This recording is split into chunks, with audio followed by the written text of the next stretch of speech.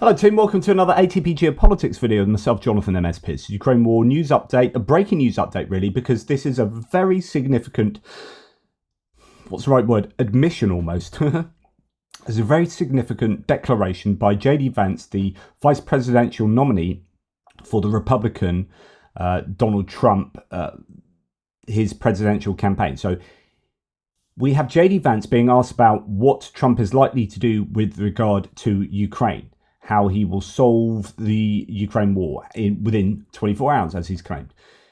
This is the most meat we've seen on the bone with regards to this, and it is not good. It is not good at all. So the context is J.D. Vance has always been fairly anti-Ukraine. Trump has been anti-Ukraine, but people who love Trump don't want to admit that. People who love Trump and want to see Ukraine prevail don't want to admit that. Here we have J.D. Vance in an official capacity saying what is likely to happen if Trump wins the election and what he will do to stop the war in Ukraine. It is not good for Ukraine. This is a bad bit of news if you support Ukraine and want a Republican victory in the election. Wants this war to end. Ukraine wants this war to end. Europe, which, by the way, has underfunded this war while American taxpayers have been very generous to the Ukrainians. Empirically incorrect. Well, how do you determine underfunded? They funded it more than the US. So this is already, he's lying. Already he's presenting a lie. Europeans want this war to end because it's jacking up their energy prices. So I think what this looks like is Trump sits down. He says to the Russians, the Ukrainians, the Europeans, you guys need to figure out what does a peaceful settlement look like? And what it probably looks like is something like...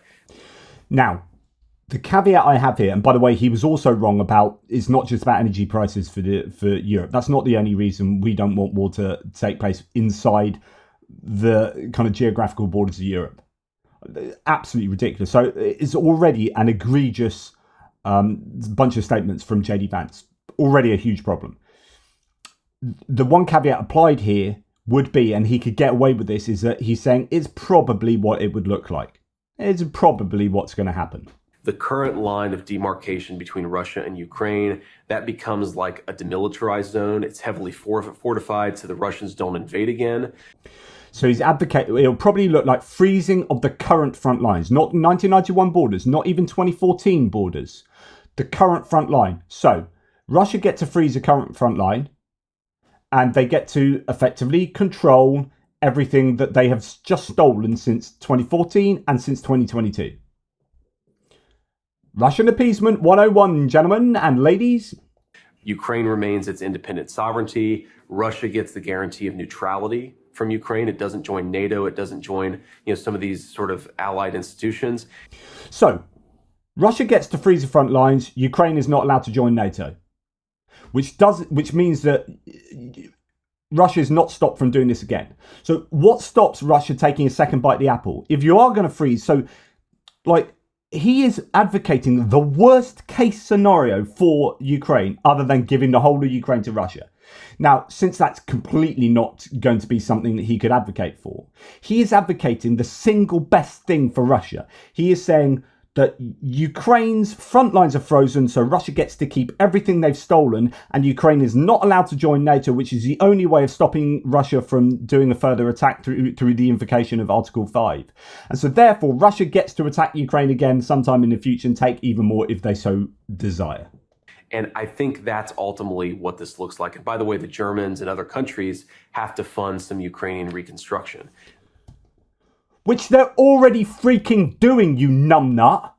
Literally, money is in place from European nations and the US for reconstruction of Ukraine. What do you think Denmark are doing in Mykolaiv?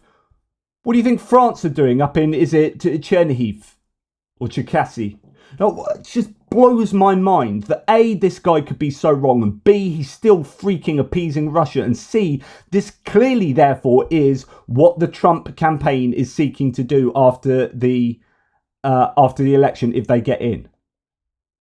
I don't think you can get away anymore if you're a Trump supporter with believing that Trump is going to be good for Ukraine. You have the vice presidential candidate or nominee saying to you very clearly what he probably thinks the Trump approach will be post-election.